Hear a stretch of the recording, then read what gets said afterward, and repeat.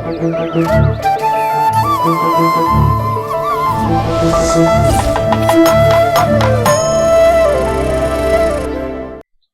பனை மரத்தை குனிஞ்சு புடுங்கவா முடியும்?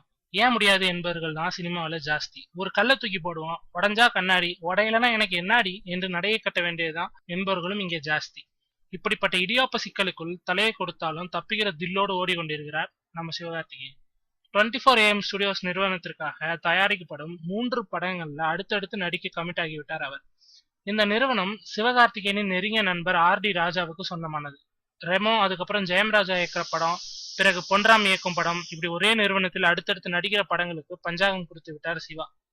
பகுத்துண்டு பள்ளியில் ஓம்பாமல் இப்படி ஓம்பாட்டுக்கு ஒரே கம்பெனிக்கு கால்ஷீட் கொடுத்தா விட்டுருவோமா என்று கிளம்பி விட்டார்கள் இங்கே.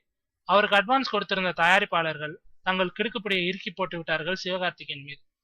ஸ்டுடியோ கிரீன் ஞானவேல் ராஜா, எஸ்கேப் ஆர்டிஸ்ட் மதன் மற்றும் அம்மா கிரியேஷன் சிவா ஆகிய மூவரும் சிவகார்த்திகேயன் எங்களிடம் முன்பே போட்டிருக்கும் ஒப்பந்தத்தின்படி எங்களுக்கு கால்ஷீட் கொடுக்க வேண்டும் என்று தயாரிப்பாளர் சங்கத்தில் புகார் கொடுத்திருக்கிறாங்களாம். இன்று விசாரணைக்கு வருகிறதே புகார்.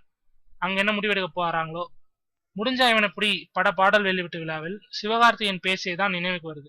எனக்கு உனக்குன்னு கால்ஷீட் கேட்டு கம்பெனியை நம்மளை விரட்டுற அளவுக்கு வளரணும்னு நானும் சதீஷும் ஆசைப்படுவோம் என்றார்.